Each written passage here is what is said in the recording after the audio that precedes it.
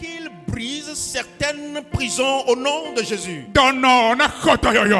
Que celui qui est malade reçoive la guérison. Que le faible soit fort. Au nom de Jésus-Christ, nous avons prié. Amen. Amen. Voici Père Jésus. Acclame Jésus, acclame Jésus. Tu peux t'asseoir. Le courage de la foi. Le thème de notre message de ce matin s'intitule Le courage de la foi. Nous lisons dans le livre de Matthieu, chapitre 9. Nous allons revenir dans le livre de Luc, chapitre 5 et 8. Et après, nous allons lire aussi dans le livre des Hébreux, le chapitre 6 et 11. Mais premièrement, nous allons lire dans le livre de Matthieu, chapitre 9, le verset 22.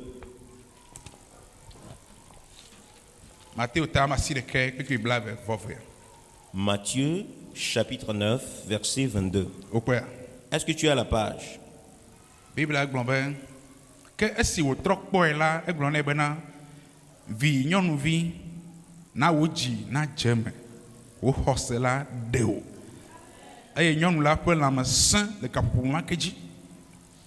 Matthieu, chapitre 9, verset 22.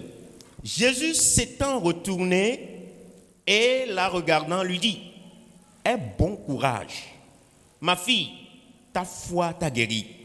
Et cette femme fut guérie dès cette heure-là. Jésus s'étant retourné et la regardant lui dit: aie bon courage, ma fille, ta foi t'a guérie. Et cette femme fut guérie dès cette heure-là. J'ai voulu que tu puisses bien réécouter le mot courage. Dans d'autres versions, il est écrit prends courage. Et c'est ce qu'il est en train de dire, que ton cœur soit apaisé. Et nous allons lire les versets 1 et 2 dans le chapitre 9.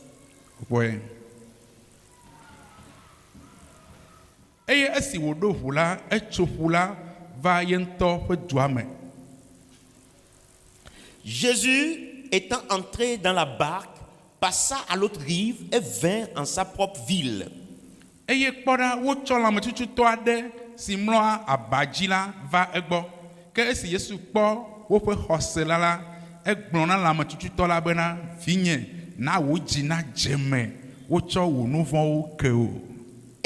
voici, on lui amena un paralytique couché sur un lit.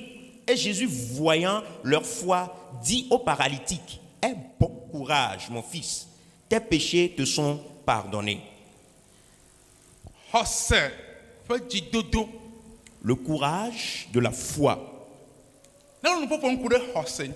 Lorsqu'on parle de la foi, on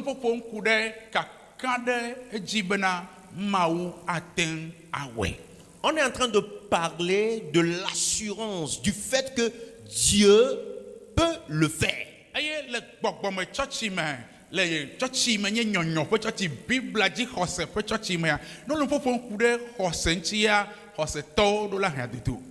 Et dans une église pentecôtiste, là où on croit en le ministère du Saint-Esprit, lorsqu'on parle de la foi, nous qui croyons en la Bible, lorsqu'on parle de la foi, nous devons faire attention.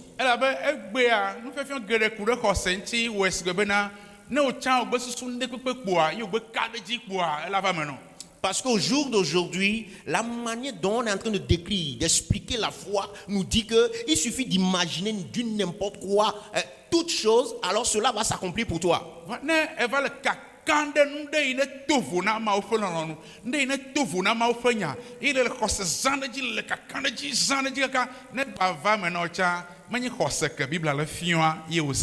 Donc lorsque tu commences par avoir foi en quelque chose qui ne glorifie pas le nom de Dieu, qui n'honore pas Dieu, et tu pries, tu insistes, même si cela advenait à arriver, cela arrivait. Ce n'est pas de la foi dont la Bible, Dieu est en train de parler.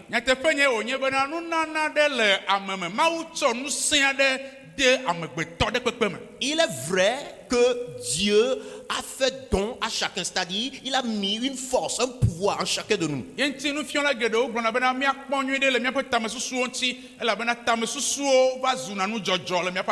Raison pour laquelle les enseignants nous disent de faire attention en ce qui concerne nos pensées, nos idées, parce qu'ils viennent à prendre cher.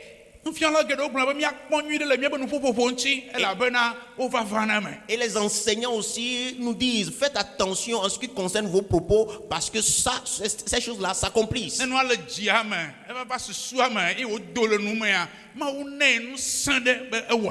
Lorsque la chose se trouve dans le cœur et cela monte dans la bouche et tu commences par déclarer, par le proclamer, Dieu donne le pouvoir à ce que tu déclares, à ce que ça s'accomplisse.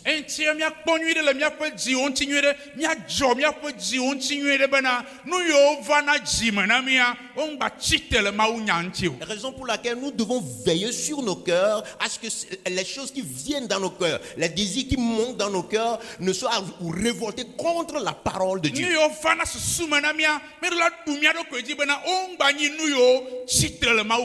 Les choses qui montent dans nos pensées, dans nos esprits, nous devons veiller à ce que ces choses-là ne se révoltent pas contre la volonté de Dieu. Les choses qui sortent de nos bouches, nous devons veiller à ce que ces choses-là ne se révoltent contre la parole de Dieu.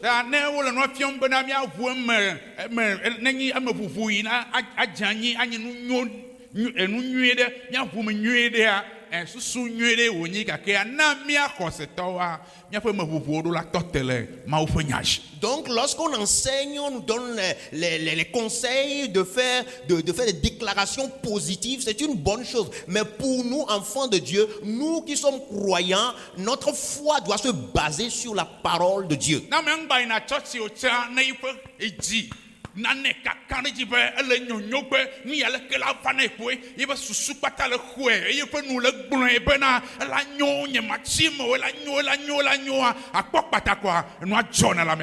Même si la personne n'est pas un croyant, il ne va même pas à l'église, mais son cœur lui dit, voilà, il a foi en la chose, il a la certitude, il a une attitude positive en ce qui concerne ce qu'il est en train de penser, ce qu'il a comme vision, et il est en train de le déclarer, je vais réussir, j'aurai du bonheur, je vais prospérer. Vous allez voir, cela va s'accomplir.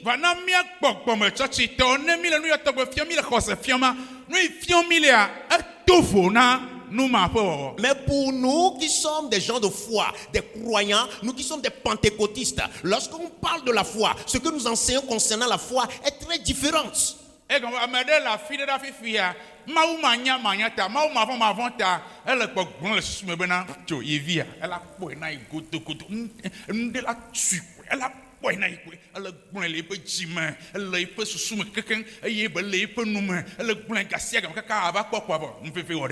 Parce qu'il y a quelqu'un quelque part, il n'est pas croyant, il n'est pas chrétien, il ne va pas à l'église, mais dans sa pensée, dans son esprit, il est en train de faire des déclarations négatives. Mon fils là, il va le rencontrer, il va voir ça, c'est tellement, il va le trouver, et vous allez voir, jusqu'à se rendre compte, cela s'est réalisé dans la vie de l'enfant, un malheur.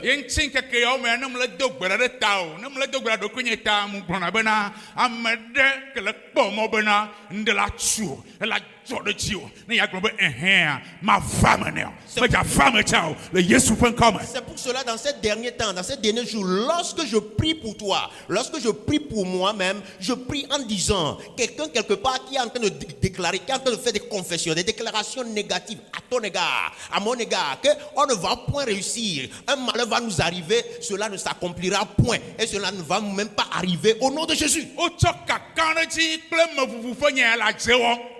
ils ont pris cette attitude positive, cette assurance-là pour pratiquer ce qu'on appelle la sorcellerie. Il s'est fâché, il s'est mis en colère. Alors il a dit, son prochain, son voisin ne va point réussir. Et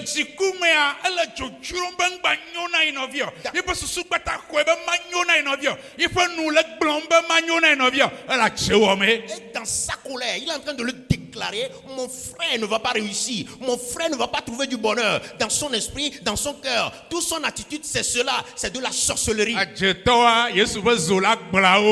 Et les sorciers seront touchés par le feu de Jésus. Même s'ils planifient n'importe comment, ils ne réussiront point.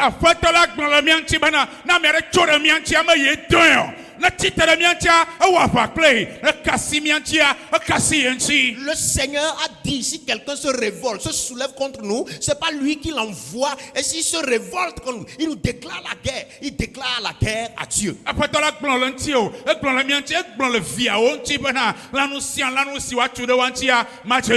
Et le Seigneur a dit concernant ses enfants, a dit me concernant que toute arme forgée contre nous sera sans effet. Le Seigneur a dit, lorsqu'une langue se soulèvera contre nous en justice, il sera banni.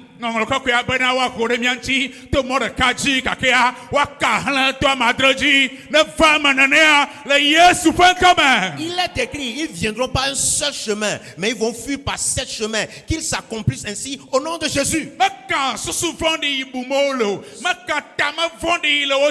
Cela ne dépend pas de la mauvaise mentalité, vision qu'ils ont envers nous.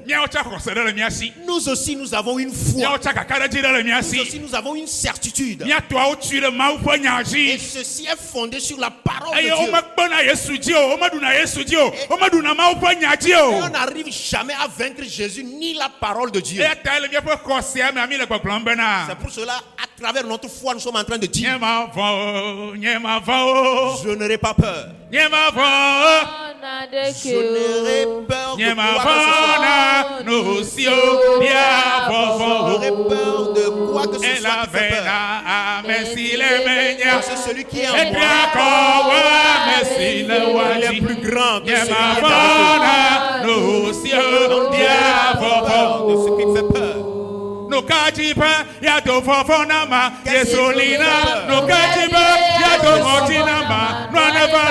la chose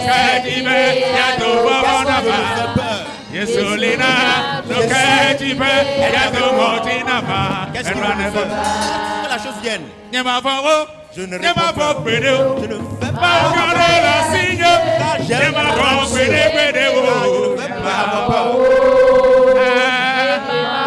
Je ne vais point avoir peur. Je ne vais point avoir peur. Hallelujah. Amen. Hallelujah. Amen. Hallelujah. Amen.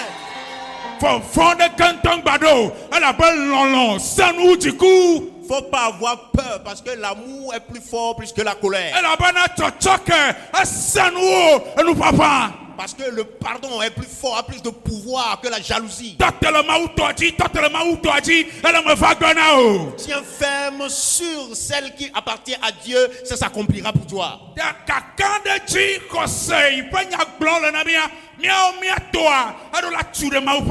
Donc l'assurance, la certitude, la foi dont on est en train de nous parler ici, nous devons fonder notre foi sur la parole de Dieu. Nous ne pouvons pas prier, déclarer que nous serons, c'est nous qui serons la tête. Non. Nul ne va nous dépasser. C'est comme tu es en train d'opprimer d'autres personnes.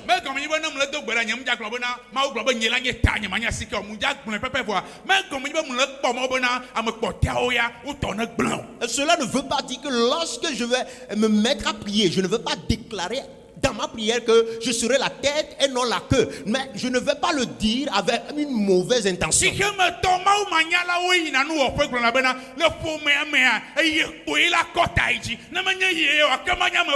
Ce sont les gens qui ne connaissent pas Dieu, qui sont dans le monde. Lorsqu'ils vont chez les féticheurs, ils disent, moi, c'est moi qui serai la tête et non personne.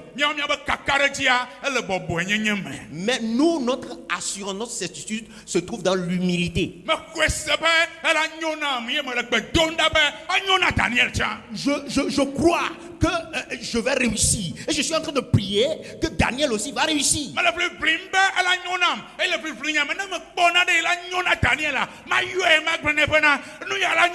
Et je suis en train de me battre. Et je suis en train de me battre pour trouver de bonnes choses. Et lorsque je trouve de la réussite, de bonnes choses, je vais appeler Daniel. Viens, fais ceci parce que tu trouveras du bonheur.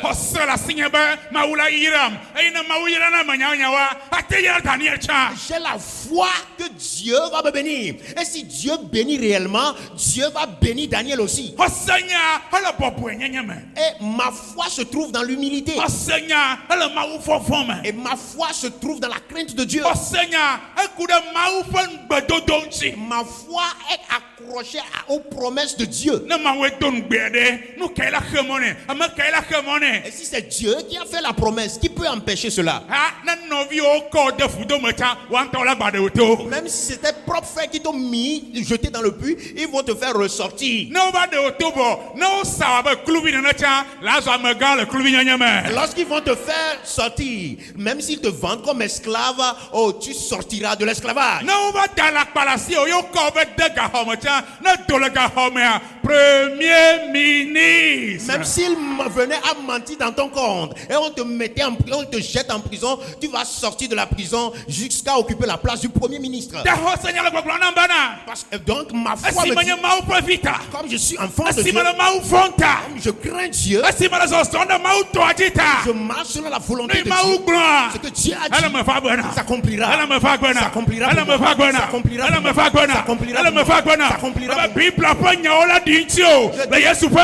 Les promesses de la Bible s'accompliront dans ta vie au nom de Jésus. Ce que Dieu a dit s'accomplira pour toi au nom de Jésus.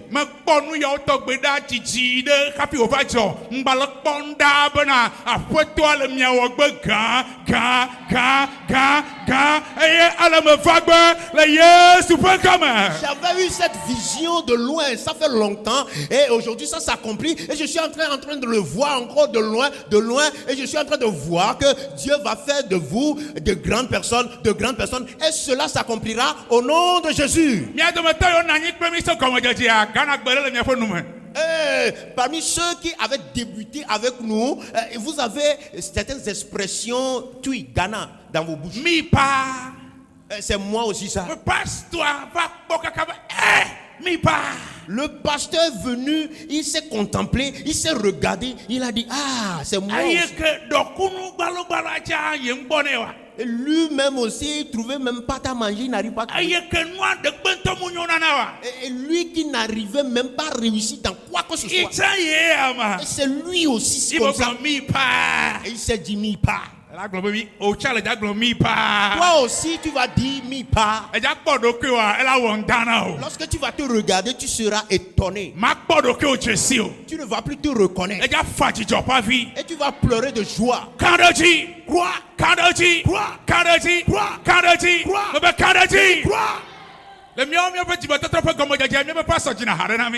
Dans notre conversion, notre pasteur a l'habitude de nous chanter une chanson. Dadio connaît bien cette chanson.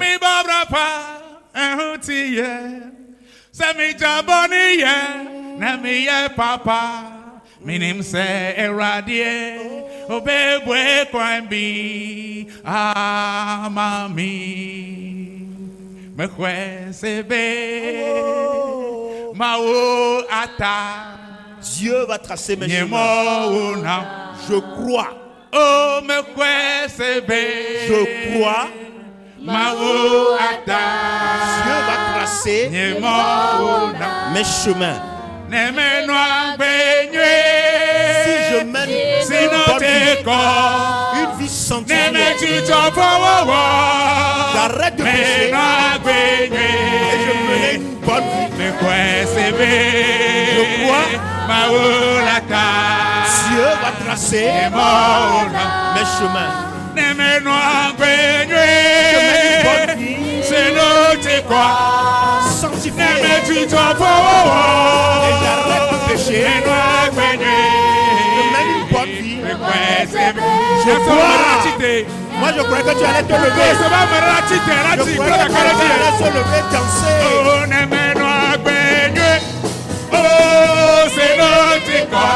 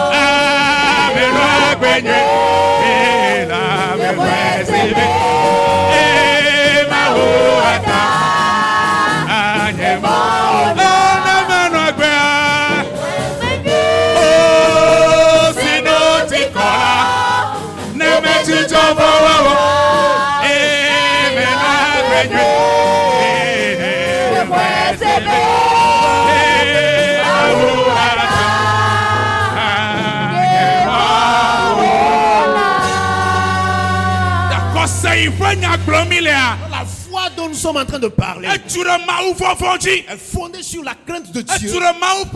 Est fondée sur la parole de Dieu. Est fondée sur la promesse de Dieu. Et rester saint pour recevoir les dons de Dieu. Cette foi-là prend la décision, est déterminée, plaire à Dieu. Et cette foi prend la détermination, la décision de placer sa confiance en Dieu. Je ne veux pas placer ma confiance en le vol. Je ne veux pas espérer en la tricherie. Je ne veux pas espérer en la jalousie, l'envie. Je ne veux pas espérer en la méchanceté. Je veux espérer en Dieu. Je veux espérer en Dieu. Lorsqu'on a cette foi, même s'il venait que tu te querelles avec ton neveu, tu peux appeler ton neveu ta nièce. Voici le terrain. Oh, tu peux choisir une partie. Toi, tu peux choisir le premier.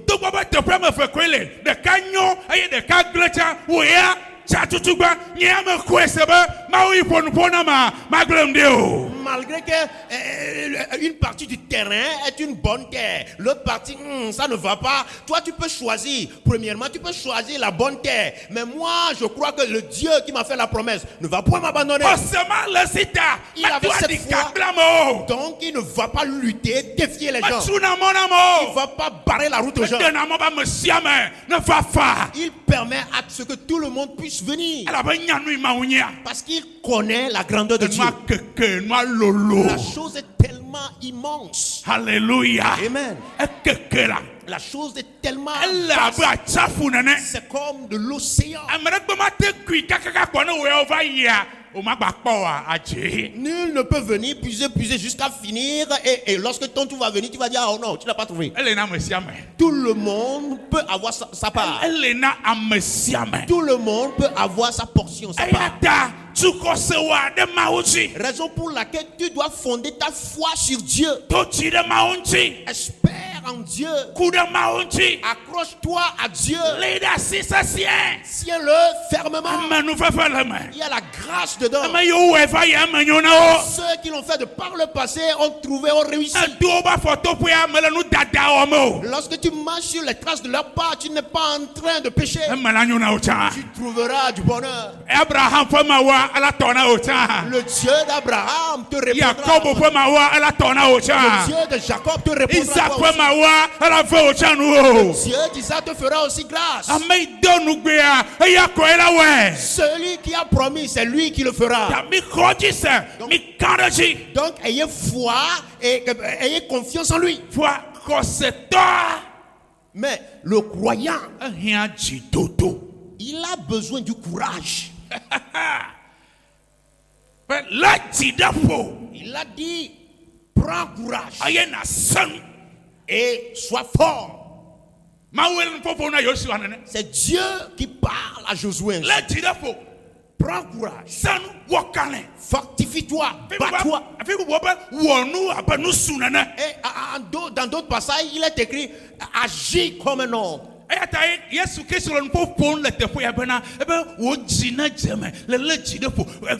Jidafo il est défiant konao. Ce qui veut dire, c'est la raison pour laquelle ici dans ce passage, Jésus est en train de parler. Ça, il dit, aie courage, prends courage. Ça veut dire, là où il a pris courage jusqu'à arriver, c'est bon.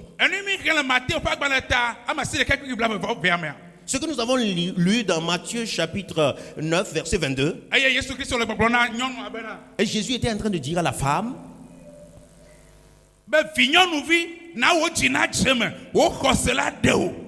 et il lui a dit, Jésus s'étant retourné en regardant, lui dit, aie bon courage ma fille, ta foi t'a guéri. Prends courage. Ta foi t'a sauvé.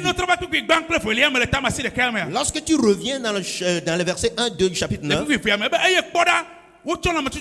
si mlo abaji la va egbo ke si Yesu po wo hosela eglona la mtututo la bena vinye na wo jina jeme wo cho wo no fo ke wo jina jeme la jide pour courage benya domere. Et donc, et voici, on lui amena un paralytique couché sur le lit. Jésus, voyant leur foi, dit au paralytique, aie bon courage, mon fils, tes péchés te sont pardonnés. Donc, Jésus est en train de parler ici du courage. Lorsqu'il dit, prends courage, il est en train de parler du courage. Mais comment se fait-il que Dieu, et Jésus est en train de mettre de l'emphase sur ce mot? Petro et Matteo ya ejibe amone kpo enyatsi leti de foi inti ya tegbero. Lorsque tu te plonges bien dans l'histoire, tu vas mieux comprendre. Matthieu, lui, il aimerait que les gens puissent remarquer l'expression prends courage là. Raison pour laquelle il est en train de parler de ça. Mais Luc aussi a parlé de ce même thème. Et là, Luc, lui, il a révélé tout l'aspect de l'expression prends courage.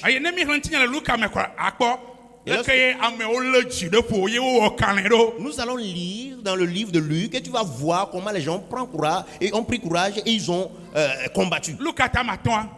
Luc chapitre 5. À partir du verset 17 à 20. Luc chapitre 5. C'est le même, la même histoire.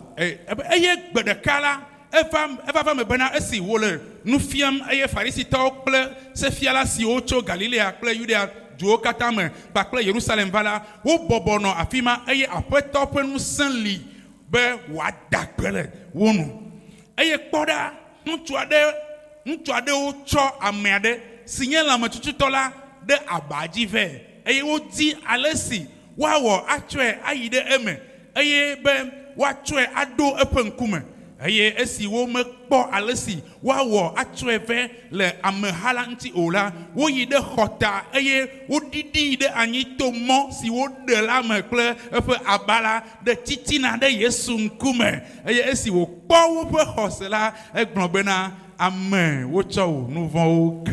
Amen. Et il arriva un certain jour qu'ils enseignaient que des pharisiens et des docteurs de la loi qui étaient venus de tous les bourgs de la Galilée, de la Judée, de Jérusalem étaient là et la puissance du Seigneur était présente pour les guérir. Alors il survint des gens qui portaient sur un lit un homme qui était paralysé et ils cherchaient à le faire entrer dans la maison et à le mettre devant Jésus. Et ne sachant pas où le faire entrer à cause de la foule, ils montèrent sur le toit et le descendirent par les tuiles avec son lit au milieu de la foule devant Jésus, qui ayant vu leur foi lui dit: ô homme, tes péchés te sont pardonnés.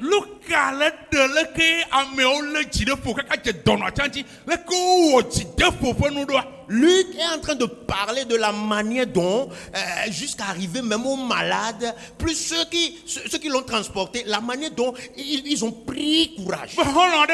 On dit, il avait certains amis et l'un d'entre eux est tombé malade.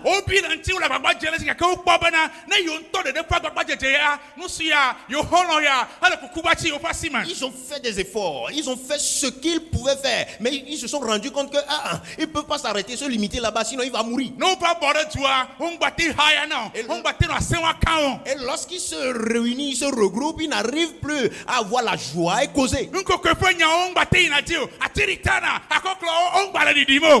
les propos de rire, d'amusement, il n'y avait plus la joie.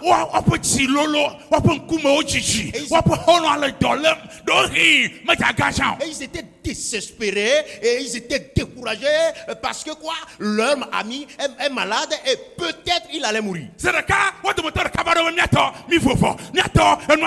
Et soudainement l'un d'entre eux est apparu, il a dit, mes amis, j'ai une bonne nouvelle. Mais qu'est-ce qui s'est passé? Jésus est arrivé. Jésus est arrivé. Jésus est arrivé. Jésus est arrivé. Tout comme la fois dernière à Djablé. On dit que quelqu'un parmi eux est malade, il allait mourir à l'hôpital. Et il était à l'hôpital, mais il est en train de lutter contre la mort. Et on lui a arraché les fils de serrure. Et on l'a mené rapidement. Rapidement là-haut. Rapidement. Ils avaient une certaine foi que les produits pharmaceutiques ne peuvent plus le faire, mais Jésus peut le faire.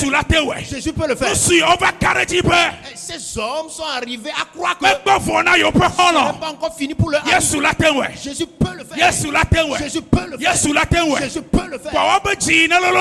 Mais leur cœur qui était complètement un feu commence pas à y entrer.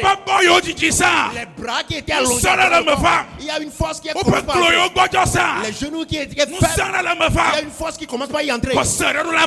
Tu dois avoir une certaine foi. Ce n'est pas encore fini. Ce n'est pas encore fini. Les docteurs disent c'est fini, c'est pas encore fini. Les finances sont en train de dire c'est fini, c'est pas encore fini. Ce que les hommes ne peuvent pas faire. Les anges ne peuvent pas faire. Lorsque Jésus le fait, la chose va réussir. Lorsque Jésus vient, la chose va réussir. Lorsque Jésus vient, la chose va réussir. Peut-être tu as fait aujourd'hui, c'est fini pour toi. C'est pas encore fini pour votre famille. Ce ne dépend pas de ton âge. Non, ce n'est pas encore fini. Cela ne dépend pas de la situation. Je peux te dire ce matin avec qu'il y a encore de l'opportunité. Il y a encore moyen.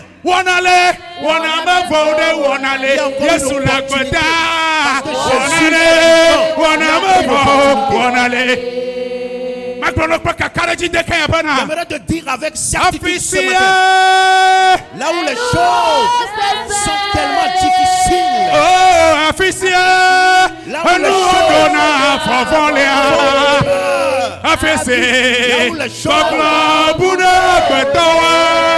te font peur, intervient. Marachia, la rivière de Mara. Mais Jésus l'a transformé en eau douce. Tout ce qui a été détruit, tout ce qui est brisé, ce sont les cieux réparent.